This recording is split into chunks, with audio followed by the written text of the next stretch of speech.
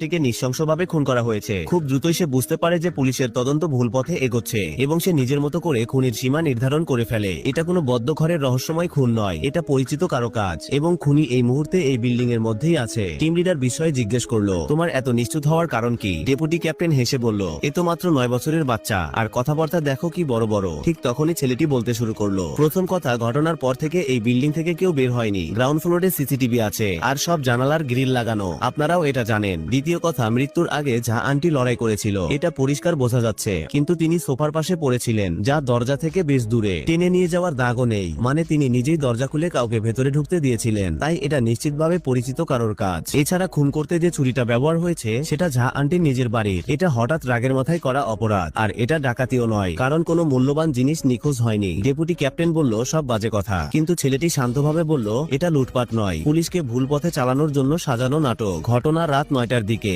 এই সময় চোরেরা বাড়িতে ঢুকে চুরি করে না, আর যদি চুরি হতো তবে কিছুই না নিয়ে যেত কেন? টিম লিডার হতবাক হয়ে বললেন, তুমি এইসব জানলে কিভাবে? ছেলেটি বলল, আমার বাবা পুলিশে কাজ করে আর আমার মাও, তাই আমিও অনেক কিছু শিখেছি। টিম লিডার ছেলেটির বুদ্ধিতে মুগ্ধ হয়, কিন্তু সে জানতো না এই শিশুর শরীরে এক প্রতিভাবান অপরাধীর আত্মা বাস করে। আগের জন্মে সে অনেক অপরাধ করেছিল, পরিশেষে এক বজ্রপাত তাকে মেরে দেয়। তারপর তার আত্মা এসে পড়ে এক নারী পুলিশ কর্মকর্তা ছোট ভাইয়ের শরীরে। পূর্বজন্ম মনে পড়তেই সে প্রতিজ্ঞা করে এই জীবনে সে ভালো মানুষ হবে। এক রাতে তার বোন ডিউটি করে ক্লান্ত হয়ে ফিরেছিল। ছেলেটি চুপিসারে মামলার ফাইল খুলে ফেলল। গোয়েন্দাদের জবানবন্দি পড়ে সে খুঁজে পেল এক গুরুত্বপূর্ণ সূত্র। দৌড়ে গিয়ে বোনকে জাগিয়ে তুলল এবং সব বলল। বোন তৎক্ষণাৎ ক্রাইম টিমকে ডাকলো। একটা বড় ক্লু পাওয়া গেছে। ছেলেটি বলল, ঘটনার রাতে যে চিৎকার শোনা গিয়েছিল সেটা 6 তলার রুমের ভেতর থেকে আসতে পারে না। যদি ভেতর থেকে আসতো তবে প্রথম তলার বুড়ো কাকা তা শুনতে পারতেন না। আপনারা পরীক্ষা করে দেখেছেন যে শব্দটা নিচে পৌঁছাতে পারে, কিন্তু একটা কথা ভুলে গেছেন, ওই বুড়ো কাকার বয়স হয়েছে আর তিনি কানে কম শোনেন। সেই রাতে আমি নিজেও বলেছিলাম আমার চিৎকার শোনার কথা না, কিন্তু আমি শুনেছি,